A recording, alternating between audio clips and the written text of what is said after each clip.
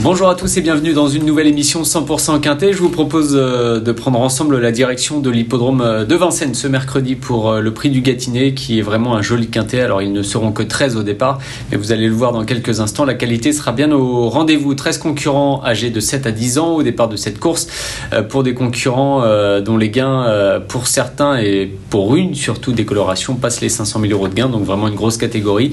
Ils s'affronteront sur les 2850 mètres de la grande piste et on va certainement voir du très beau spectacle ce mercredi avec une météo qui est assez instable en région parisienne depuis le début de la semaine, donc on verra ce qu'il en est, mais certainement chaleur assez conséquente pour les trotteurs qui vont s'affronter donc dans cette belle course. Le tableau des partants tout de suite avec en haut de celui-ci Chaco Zaz pour l'entraînement de Jean-Michel Bazir, pas mal d'émojis verts tout au long de ce tableau, vous pouvez le constater. Élite de JL qui a été la dernière déclarée et qui a en quelque sorte sauvé un peu le quintet dans ce prix du Gâtinais, déclaré par Jean-Luc Dersoir avec François Lagadec à son sulky. Fine Colline, c'est la jument très bien connue de Mathieu Abrivard, on va en reparler dans quelques instants, qui va avoir des ambitions bien évidemment. Echo de Champ-le-Cy, Epsom d'Erfray qui est un gagnant de quintet à plusieurs reprises déjà depuis le début de sa carrière. Colonel Bond que l'on a connu chez Jean-Pierre Henge pendant un long moment. Il est entraîné chez Yann Dequin maintenant avec Franck Ouvry à son sulky. Victor Ferme, c'est l'entraînement de Jean-Michel Bazir encore et la drive cette fois de Christophe Martens. Crack Monet, un gagnant de GNT. Diablo de Caponnet, alors lui qui réalise une série tout à fait incroyable. Flore de Janeiro, le numéro 10. Le 11, Diablo du Noyer. Le 12, Carioca de Loup. Et on termine donc avec Décoloration, le numéro 13, qui sera la plus riche de cette épreuve et que l'on reverra tout à l'heure en images à l'occasion de l'une de ses courses de référence. Je vous propose tout de suite de faire le papier.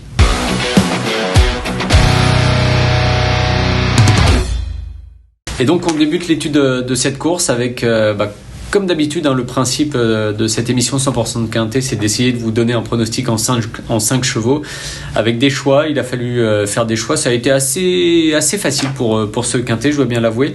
Alors, je dis pas que ça va être facile de toucher, mais en tout cas le choix de 5 chevaux est assez simple à faire, je trouve, dans cette course avec Fine Colline, alors qui n'est peut-être pas une gagnante en puissance parce qu'elle doit subir la course, mais en tout cas c'est vraiment une concurrente quasiment sûre à l'arrivée. Donc déjà des stats pour Fine Colline. Depuis le 10 janvier, cette jument qui est entraînée par Mathieu Abrivard a couru à 6 reprises pour 4 victoires, 1 place et donc 83% de réussite. Ça, c'est évidemment incroyable. Ce qui est incroyable aussi, c'est le retour qu'elle a effectué dans le prix du Rouergue le 7 mai sur l'hippodrome de Vincennes. On va la revoir en image.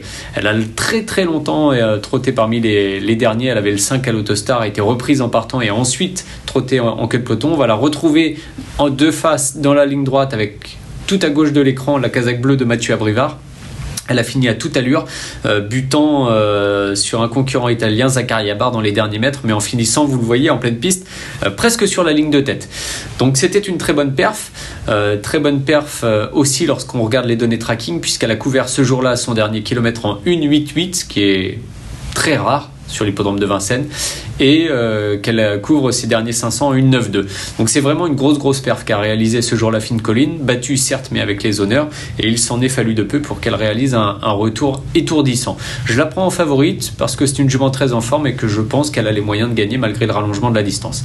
Derrière Fine Colline, je vais garder le numéro 9, il s'agit de Diablo de Caponnet. Alors on parlait de forme pour Fine Colline, mais Diablo de Caponnet est dans une forme incroyable aussi, puisqu'il a couru 10 courses depuis qu'il est arrivé chez Laurent Abrivard, son nouvel entraîneur, nouvel entre guillemets maintenant, 4 victoires et 6 places et 100% de réussite. Ça, c'est une valeur sûre quasiment à l'arrivée, d'autant qu'on va le revoir lui aussi dans une course de référence où il a été exceptionnel. Exceptionnel pourquoi ? Parce qu'il a battu des concurrents de qualité.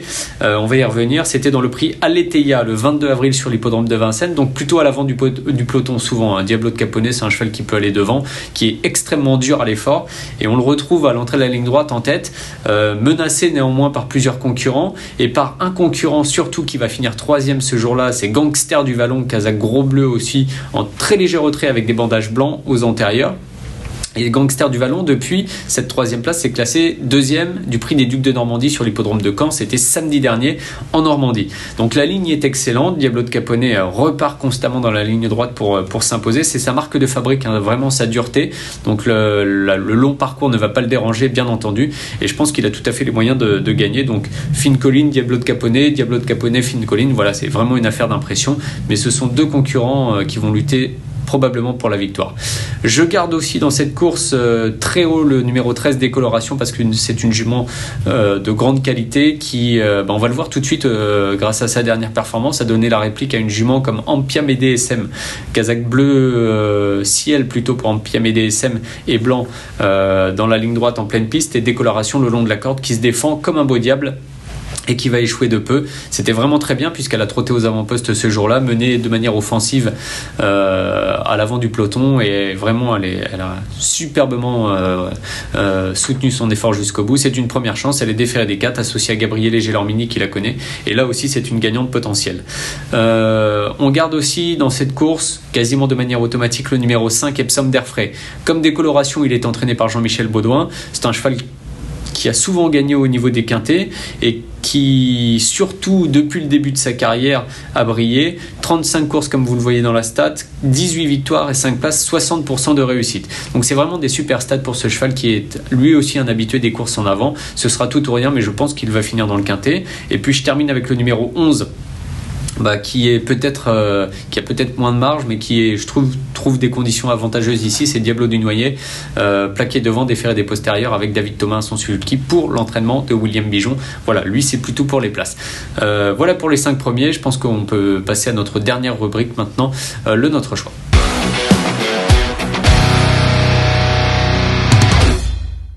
Donc c'est l'heure du choix avec 5 concurrents. Je vous rappelle avant tout que vous pouvez suivre bien sûr la course du quintet sur le site pariturf.com où vous pouvez aller d'ailleurs fouiller dans un nombre assez important de rubriques pour trouver des statistiques, pour regarder les dernières courses des chevaux, puisqu'il y a aussi pas mal de vidéos sur ce site, et les abonnements bien entendu sont ouverts depuis quelques semaines. Le prono en 5, je commence avec le 3 Fine Colline devant le numéro 9. Il s'agit de Diablo de Caponnet. Je continue avec le 13, ensuite Décoloration. Epsom d'Airfray, c'est le 5. Et je termine avec le 11, Diablo du Noyer. Il y a d'autres belles courses ce mercredi sur l'hippodrome de Vincennes. Il y a une très très très belle réunion. Vous allez pouvoir vous régaler, je pense, sur place ou devant votre écran de télévision. Je suis attri dans la deuxième. Suivez ce cheval. Alors je le donne en conseil de jeu, mais c'est pas vraiment un conseil de jeu. C'est vraiment pour parler du cheval. Très prometteur. Un des meilleurs poulains entraînés par Jean-Michel Bazir de cette génération, qui a débuté par une victoire, qui a continué ensuite par une victoire en Mort de Bretagne. Donc il vient de faire sa rentrée victorieuse.